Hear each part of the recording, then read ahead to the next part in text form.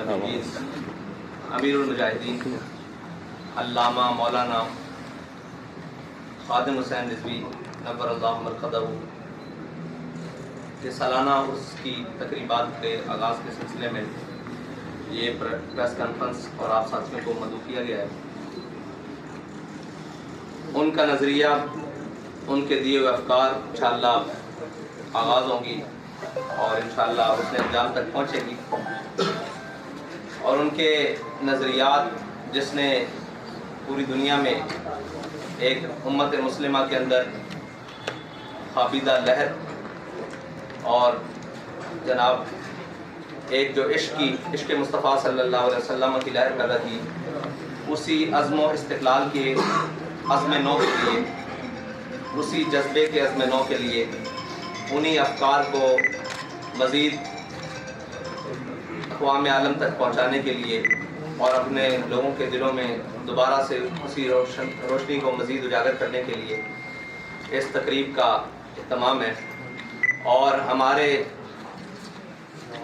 सूफिया के सिलसिले में ये तकरीबात नहायत अहमियत का हामिल होती हैं, जिसके अंदर उस शख्सियत के उन तमाम ज़िंदगी के पहलुओं पर रोशनी डाली जाती है जो ज़िंदगी के पहलू लोगों के लिए मिशल राह होते हैं। और अमीरुल मुजाहिदीन अल्लामा खादिम हुसैन रिज़वी की ज़िंदगी एक जोहद मुसलसल है और जिसका हर पहलू एक दरख्शां ताबा सितारे की तरह चमक रहा है और उसका एक एक लम्हा वो हमारे सब आने वाले उशातान मुस्तफ़ा के लिए मिशल राह है। उसी सिलसिले को मज़ीद आगे बढ़ाने के लिए ये नहायत तवील और बड़ी ख़ूबसूरत और 3 रोज़ा उर्स की तकरीबात रखी गई है, जिन्हें इंशाअल्लाह जिसके अंदर पाकिस्तान नहीं बैनुल-अक़वामी सतह की भी तमाम शख्सियात जिनको हमने मदद किया है, अगर कोई रुकावट ना बनी तो वो इंशाअल्लाह तशरीफ़ लाएंगे और अपने खिताबात से और अपने अफ़कार से इंशाअल्लाह लोगों के दिलों को मुनव्वर करेंगे। और अल्लामा खादिम हुसैन रिज़वी नव्वरल्लाहु मरक़दहू की ज़िंदगी नामूस रिसालत, ख़त्म नबूव्वत और दीन इस्लाम के परचम को सरबुलंद करने के लिए और वतन अज़ीज़ पाकिस्तान की नज़रियाती और जोग्राफियाई सरहदों की हिफाजत करते हुए गुजरी। और वो ज़िंदगी एक ऐसी ज़िंदगी है जिसने ऐसे नकूश छोड़े हैं इस पाकिस्तान की तारीख़ में कि शायद उनका सानी या उनकी तरह का कोई शख्स दोबारा इस धरती को नसीब ना हो सके, जिन्होंने अपने अफ़कार से भी, अपने अक़वाल से भी और अपने अमल से भी हर मैदान अमल में एक जानदार मुक़दमा उठाया और उस मुक़दमे के ऊपर पहरा देकर बताया कि हुज़ूर सय्यद आलम सल्लल्लाहु अलैहि वसल्लम के दीन की तरजीहात और इस्लाम के बुनियादी उसूल और इस्लाम की रूह आज भी ज़िंदा है। लेकिन उसके लिए इक़बाल ने कहा कि ये नगमा फ़स्ल गुल लाला का नहीं पाबंद, बहार हो के ख़ज़ां ला इलाहा इल्लल्लाह। और वो तमाम शिकवा शिकायतों के साथ इसी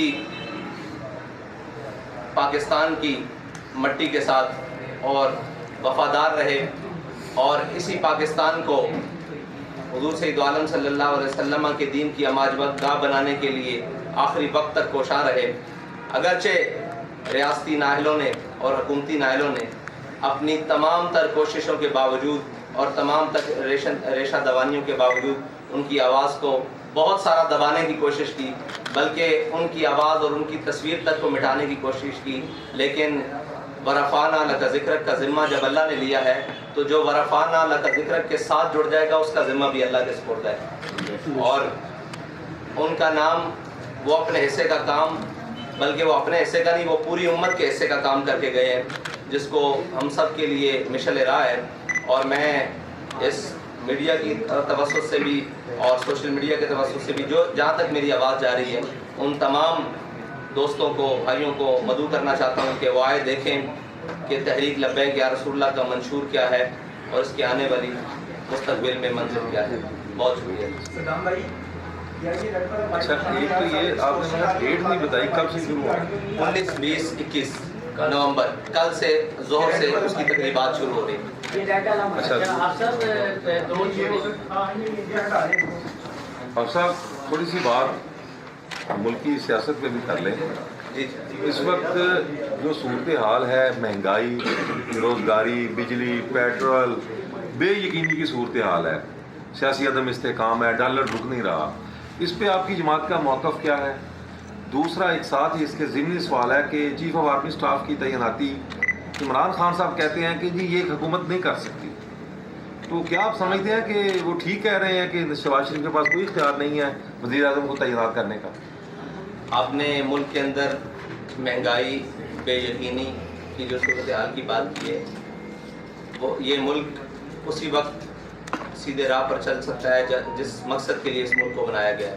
وہ مقصد تھا کہ ہم نے ملک بناتے ہوئے نعرہ لگایا تھا لا الہ پاکستان کا مطلب کیا، لا الہ الا اللہ محمد رسول اللہ، لیکن 70 سال اسی نعرے کے ساتھ غداری ہو رہی ہے۔ اسی نعرے کے ہم نے پس پش ڈال کر اس کے نظریات کو جہاں ہمارا دل کیا ہم نے بیچا، اور جس کا جو دل کیا اس ملک کے ساتھ کیا، اور جس ایک شخص نے جس نے بھی آیا اس نے اپنی نظریے کی بنیاد پر اس ملک کو چلانے کی کوشش کی۔ یہ ملک پاکستانی عوام کا ہے، یہ ملک اس میں بسنے والے 95% اسلامیان ہیں اور اسلامیان پاکستان ہیں۔ تو اس ملک کو جن نظریاتی بنیادوں پر حاصل کیا گیا تھا، جب تک ان پر نہیں چلایا جاتا تو یہ ملک کبھی اپنے ٹریک پر واپس نہیں آ سکتا۔ اور دوسری آپ نے بات کی کہ آرمی چیف کی تعیناتی، یہ سوال پہلے بھی ہو چکا، ہم نے کہا تھا کہ یہ ان کے ادارے کا مسئلہ ہے کہ وہ جس کو آرمی چیف لانا چاہیں سینیرٹی کی بنیاد پر یا قابلیت کی بنیاد پر، یہ ان کے ادارے کا مسئلہ ہے۔ اگر اس میں حکومت کا اختیار ہے تو حکومت جو بھی موجودہ ہے اس کو چاہیے کہ وہ آرمی چیف کی تعیناتی کر دے بس۔ اچھا آپ صاحب دو مختصر سے سوال ہیں کہ یہ کہ آپ کی رہائی میں موجودہ سپہ سالار کا بڑا ہاتھ، اب چونکہ وہ جا رہے ہیں الوداعی ملاقاتیں ان کی ہو رہی ہیں، مختلف کورس میں جا رہی ہیں، تو ان کا جو ٹینیور ہے اس کو حافظ صاحب رضوی، امیر لبیک کس ترازو میں دیکھتے ہیں؟ کیونکہ آپ کی بات، آپ کی اسٹیٹمنٹ بڑی معنی۔ اور دوسرا یہ سوال کا جواب لینے ایک ہی کافی ہے آپ کا سوال، ہر دفعہ آپ بہت سارے لے لیتے ہیں۔ نہیں، کتنا بھی سخت ہو جواب لے لیں۔ تحریک لبیک پاکستان کی بحیثیت امیر آرمی چیف کا ایک ذرے برابر بھی کردار نہیں ہے۔ تحریک لبیک پاکستان کے بحیثیت امیر سعد رضوی کی رہائی میں سارا کردار تحریک لبیک کے کارکنوں کا ہے، ٹھیک ہے جی۔ دوسری بات یہ ہے کہ آپ نے دوسرا سوال، دوسرا اس تناظر میں تھا جو ان کا ٹینیور کیسا ٹینیور سپہ سالار اور آج سرحدوں کی حفاظت کے لیے معیشت کو بہتر بنانے، نہیں وہ تو بڑا عجیب ہے، کشمیر کی فروخت اسی ٹینیور میں ہوئی ہے،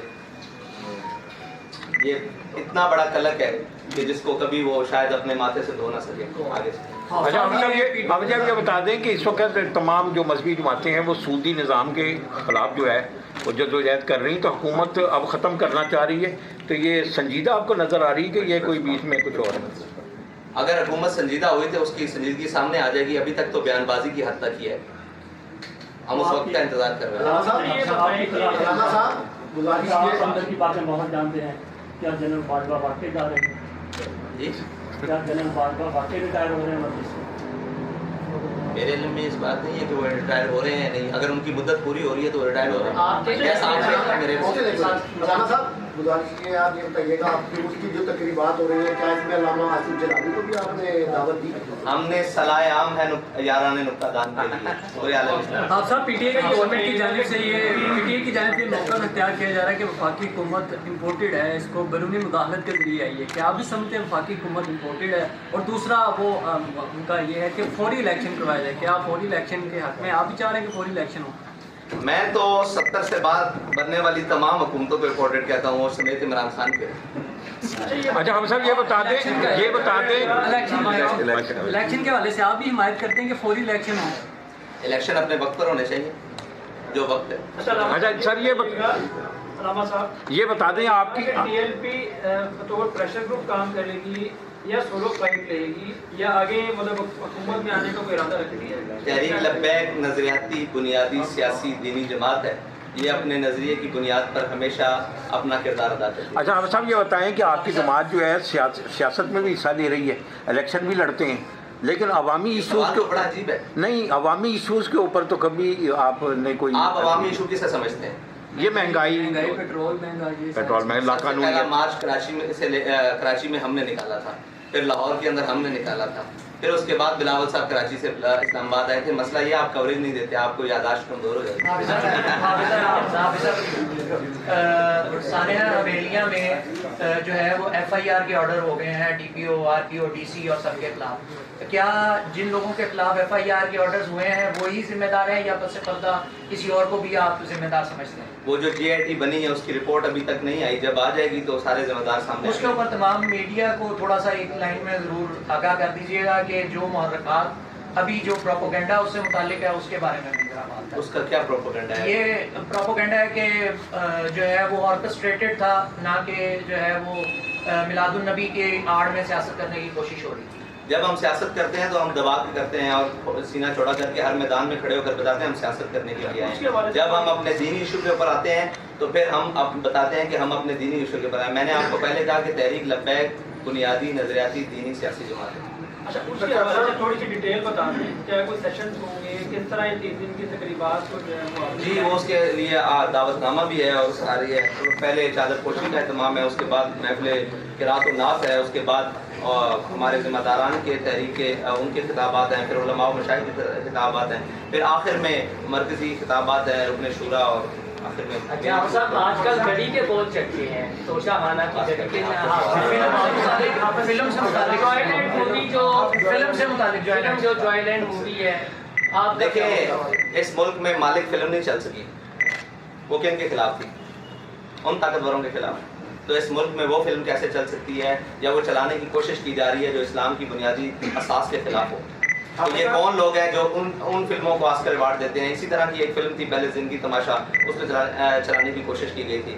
اور یہ ایک مغربی ایجنڈا ہے، یہ آج کا نہیں ہے. یہ ہمیں ہمارے جو سیاستدان ٹرانسجنڈر قسم کے سیاستدان ہیں ان سے ورثے میں ملا رہا ہے. جس کا جو دل آتا ہے وہ ان کی نظریات کو، ان کی چیزوں کو. ابھی سلمان صوفی کی میں ٹویٹس پڑھ رہا تھا، اس نے کہا کہ وہ میں ایڈوائزر ٹو PM ہے، وہ کہہ رہا تھا کہ میں نے بہت کوشش کی اور یہ وہ جب ہمارے مقتدر لوگوں کے، مقتدا لوگوں کے، جو پاکستان کی سب سے بڑی سیٹ ہے اس کے دائیں بائیں ایسے لوگ بیٹھے ہوں گے جو ایسی چیزوں کو پروموٹ کرنا چاہتے ہیں، تو پھر وہ کیا سمجھتے ہیں کہ مذہبی طبقوں سے ان کا یا دینی طبقوں سے یا معاشرے کے جو بھی ایک حساس طبقے ہیں ان سے ان کا ٹکراؤ نہیں ہوگا؟ بالکل ہوگا ان کا ٹکراؤ. یہ ان کو خیال کرنا چاہیے کہ ہم جس منصب پر بیٹھے ہیں اس منصب کا جو بنیادی حق ہے وہ یہ ہے کہ پاکستان اسلام کا قلعہ ہے، اس میں کوئی بھی چیز جو اسلام کے خلاف ہے وہ نہیں ہو سکتی.